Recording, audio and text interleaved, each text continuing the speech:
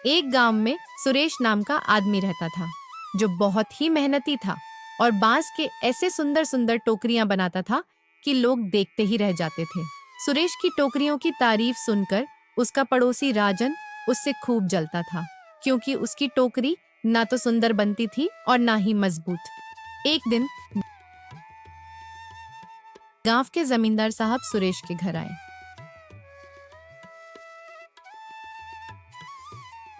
सुरेश, मेरी पत्नी गांव के गरीबों में 100 टोकरियां बांटना चाहती हैं। क्या तुम 7 दिनों में 100 टोकरियां बना सकते हो? 100 टोकरियां 7 दिन में? ये तो बहुत मुश्किल काम है मालिक, लेकिन मैं पूरी कोशिश करूंगा। जमींदार ने मुस्कुराकर कुछ पैसे दिए और कहा, मुझे तुम पर भरोसा है सुरेश, तुम ये काम समय पर पूरा कर लोगे। यह कहकर जमींदार चले गए। लेकिन पीछे खड़े राजन को यह बात अच्छी नहीं लगी। अगर सुरेश यह काम पूरा कर लेगा तो उसकी इज्जत और बढ़ जाएगी और हर तरफ सिर्फ इसी की टोकरियों की मांग रहेगी। लेकिन अगर यह पूरा नहीं हो पाया तो गांव में मेरी टोकरियों को कोई घास भी नहीं डालेगा। कुछ करना पड़ेगा। राजन अपने घर में मीना से बोला, सुनो, आज तक मैंने तुम्हें कहीं घुमाया नहीं ना, लेकिन चलो आज मैं तुम्हें मेले ले चलता हूँ। अरे, मुझे तो अपने कानों पर यकीन ही नहीं हो रहा। आज तुम्हें मेले जाने की क्या सूझी? हमेशा तो यही कहते हो कि मेला पैसे बर्बाद करने की जगह है। अरे भगवान, कभी कभी थोड़ी मौज मस्ती भी करनी चाहिए। और वैसे भी तुम्हें कितने दिन से मेले जाने का मन कर रहा था ना। अरे वाह, यह तो बड़ा अच्छा सोचा तुमने। मैं अभी तैयार होती हूँ। और हाँ, सुरेश की पत्नी राधा को भी बुला लो, तुम्हारी अच्छी सहेली है, दोनों मिलकर मजे करना। और हाँ, कह देना साथ में सुरेश को भी ले लें। दिन भर काम काम करता रहता है, थोड़ा घूमेगा तो दिमाग भी फ्रेश रहेगा। हाँ हाँ, आप ठीक कह रहे हो। राधा तो मेले का सुनते ही बहुत खुश हो जाएगी। अभी जाकर उसे बुलाती हूँ। राधा, सुना है बगल के गांव में बड़ा अच्छा मेला लगा है। ऐसी सुंदर सुंदर साड़ियाँ आई हैं कि देखते ही रह जाओ। मैं और राजन मेला घूमने जा रहे हैं। अरे मीना, अचानक मेला जाने का प्लान कैसे बना? तो चल ना, राजन ने खुद कहा है। और तू तो जानती है, इन्हें मेला वेला पसंद नहीं। फिर भी ये खुद कह रहे हैं तो कोई खास बात होगी। अरे वाह, ठीक है, मैं भी चलती हूँ। इधर सुरेश टोकरियां बनाने में व्यस्त था। अगर दिन रात मेहनत करूं तो शायद 7 दिनों में काम पूरा हो सकता है। बस भगवान मेरी मेहनत रंग लाए। तभी राधा आई और बोली, जी, मीना अपने पति के साथ मेला जा रही है, चलो ना, हम भी चलते हैं। पर मुझे 7 दिन में 100 टोकरियां बनानी हैं। तुम्हें तो पता ही है, मेरे पास बेकार के काम के लिए बिल्कुल समय नहीं है। अरे, कौन सा वहाँ 10 दिन रहना है? 2-3 घंटे की ही तो बात है। वहाँ से आकर भी तो काम हो सकता है। और तुम कहो तो मैं भी तुम्हारे साथ काम में हाथ बटा लूंगी। चिंता क्यों करते हो? अभी मेला कुछ और दिन रहेगा, काम खत्म करके चलते हैं ना। राधा गुस्से में बोली, काम काम, जब से विवाह करके आई हूँ बस काम का ही बहाना सुन रही हूँ। ना कभी तुम्हारा काम खत्म हुआ है और ना कभी होगा। राजन भी तो करता है, लेकिन देखो कैसे अपनी पत्नी को मेला ले जा रहा है। लेकिन तुम तो बस काम में ही लगे रहो। मेरी ही किस्मत फूटी थी कि मैं इस घर विवाह करके आ गई। राधा को गुस्से में देखकर सुरेश परेशान हो गया। उसे समझ नहीं आ रहा था कि वह अपनी पत्नी को कैसे समझाए। तुम समझने की कोशिश क्यों नहीं कर रही हो?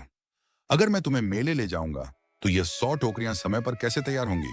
एक दिन मेले में जाने से कौन सा आसमान गिर जाएगा? मैं तुम्हारी पत्नी हूँ, तुम्हारी जिम्मेदारी भी हूँ। मैं भी चाहती हूँ कि तुम मेरे साथ बाहर घूमो, जैसे और लोग अपनी पत्नियों को लेकर जाते हैं। सुरेश को समझ आ गया कि राधा नहीं मानेगी। उसने लाख समझाने की कोशिश की, लेकिन जब वह जिद पर अड़ गई तो उसे मजबूरन हाँ कहनी पड़ी। ठीक है बाबा, गुस्सा मत हो, मैं तुम्हें मेले ले चलता हूँ। राजन, जो अपने घर की खिड़की पर खड़ा सब सुन रहा था, मन ही मन मुस्कुराया। यही तो चाहता था मैं। अब देखता हूँ सुरेश इतने कम समय में 100 टोकरियां कैसे बना पाता है। सुरेश अपनी पत्नी को लेकर मेले चला गया। कुछ घंटे वहां घूमने और शॉपिंग करने के बाद वे घर लौटने लगे।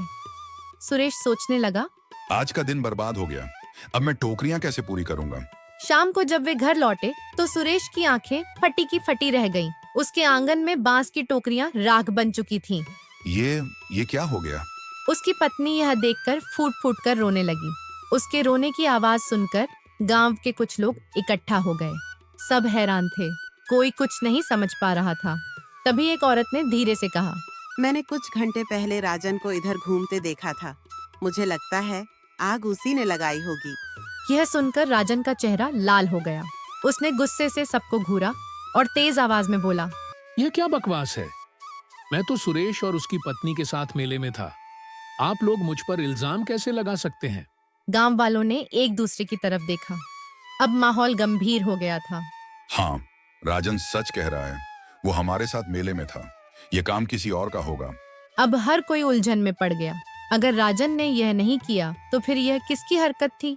गांव का माहौल गंभीर था। हर कोई परेशान था कि आखिर सुरेश की टोकरियां किसने जलाई। भगवान का भी क्या खेल है, मेहनत करने वाले के साथ ही हमेशा नाइंसाफी होती है। सही कह रहे हो काका, बेचारे सुरेश ने कितनी मेहनत की थी। सुरेश भाई, सच में बहुत बुरा हुआ, पर तुम्हें हार नहीं माननी चाहिए। अगर तुम्हें बांस चाहिए तो मैं अपने हिस्से का बांस दे सकता हूँ। धन्यवाद मोहन, पर अब हिम्मत नहीं बची। जमींदार साहब को क्या जवाब दूंगा, यही सोचकर परेशान हूँ। सुरेश को ऐसा परेशान देखकर राजन मन ही मन खुश हो रहा था, मानो कुछ बड़ा प्लान कर रहा हो। अगली सुबह राधा सब्जी खरीद रही थी। तभी उसने राजन को देखा, जो बहुत सारे बांस का तोल भाव कर रहा था। अरे भाई, जल्दी करो, मुझे बहुत सारा बांस चाहिए। जितना हो उतना दो और थोड़ा सही सही रेट लगाना। मुझे और भी बांस चाहिए और सब आपसे ही लूंगा मैं। अरे राजन, अचानक इतनी टोकरियां बनाने की क्या जरूरत पड़ गई? बस भाई, किस्मत चमक गई, बहुत बड़ा ऑर्डर मिला है। राधा को यह सुनकर शक हुआ। वह धीरे से राजन का पीछा करने लगी। राजन जैसे ही घर पहुंचा, मीना ने चौंक कर बांस के ढेर को देखा। आपको हो क्या गया है? कई दिनों से बांस पर बांस खरीद रहे हो। पहले से ही घर में टोकरियां भरी पड़ी हैं और अब और बना रहे हो। जानते नहीं हो कि चूहों का कितना आतंक है। एक रात में ही तुम्हारी सारी मेहनत पर पानी फेर देंगे। अरे, मैंने उसका भी इंतजाम कर लिया है। बस तुम देखती जाओ कैसे फटाफट यह मेरी टोकरियां बिकती हैं। पर खरीदेगा कौन? जमींदार। राजन की बात सुनकर मीना के साथ साथ छिपकर सुन रही राधा भी शून्य रह गई। क्या क्या आपको पहले से पता था कि सुरेश की सारी टोकरियां नष्ट होने वाली हैं? हाँ, मुझे पहले से पता था। लेकिन कैसे? अरे, मुझे क्यों नहीं पता होगा? आखिर मैंने ही तो टोकरियां जलाई हैं। यह सुनकर उसकी पत्नी का चेहरा सफेद पड़ गया। लेकिन आप मेले में थे हम सबके साथ। अरे, मैं थोड़ी देर के लिए मेले से गायब भी तो हुआ था। इन सब बातों को सुनकर राधा को मानो जैसे किसी ने जमीन से जकड़ लिया हो। उसका पड़ोसी ही उसके पति के खिलाफ इतना बड़ा षड्यंत्र रच रहा था और उसे भनक तक नहीं लगी। राधा तेजी से घर आई। सुरेश, तुम्हें यकीन नहीं होगा, मैंने क्या सुना। अरे क्या हुआ, इतनी घबराई हुई क्यों हो? जिस इंसान को तुम अपना दोस्त समझते थे, वही तुम्हारी बर्बादी का कारण है। वो राजन वही है जिसने तुम्हारी टोकरियां जलाई। क्या? ये तुम क्या कह रही हो राधा? तुम्हें कोई गलतफहमी तो नहीं हुई? गलतफहमी नहीं हुई है। मैं खुद उसके घर के बाहर छिपकर उसकी बातें सुन रही थी। उसने अपनी पत्नी को साफ साफ कहा है कि उसने ही आग लगवाई थी ताकि जमींदार की टोकरियां खुद बेच सके। धोखेबाज! ये मैंने कभी सोचा भी नहीं था कि वो इतनी नीच हरकत करेगा। हाँ, मुझे भी यकीन नहीं हो रहा कि वो हमारे साथ ऐसा कर सकता है। अब हम ऐसे हाथ पर हाथ रखकर नहीं बैठ सकते। उसके किए की सजा उसे मिलनी चाहिए। लेकिन कैसे? बताओ, हमें क्या करना चाहिए? अब राजन की चाल उसी पर उलटेगी। इतने कम समय में कैसे होगा? और अब तो पैसे भी नहीं हैं। राधा ने बिना एक पल गवाए अपने हाथों से सोने के कंगन उतारे और सुरेश के सामने रख दिए। ये लो मेरा कंगन, इन्हें बेचकर बांस ले आइए। लेकिन इस बार टोकरी हम अपने पुराने आंगन में नहीं बनाएंगे। हम कहीं दूसरी जगह बनाएंगे जहां किसी की नजर ना पड़े। तुम सच में यह कंगन बेचने को तैयार हो? हाँ, क्योंकि मुझे पता है हम फिर से कंगन खरीद लेंगे। लेकिन फिलहाल इज्जत से बढ़कर कुछ नहीं। पत्नी के समर्थन से सुरेश की आंखों में आत्मविश्वास लौट आया। उसने बिना देरी किए राधा के कंगन बेचकर बांस खरीदा और सीधे गांव के बाहर एक पुराने कुएं के पास पहुंच गया। सुरेश और राधा ने मिलकर रात भर मेहनत की। एक एक बांस को तराशा, उसे सही आकार में काटा और टोकरियां बनानी शुरू कर दी। सुरेश ने दृढ़ता से कहा, पहले से भी अच्छी टोकरियां बनाऊंगा और इस बार कोई इन्हें जला नहीं पाएगा। अरे सुरेश, कहाँ हो? मालिक, वो तो यहाँ नहीं है। उसने एक भी टोकरी नहीं बनाई। पता नहीं वह गांव छोड़कर कहाँ चला गया। जमींदार का चेहरा गुस्से से लाल हो गया। चला गया मेरे पैसे लेके। सुरेश से इतने बड़े धोखे की उम्मीद तो नहीं थी। अब मैं टोकरियां कहाँ से लाऊंगा? मेरी पत्नी की इच्छा अधूरी रह जाएगी।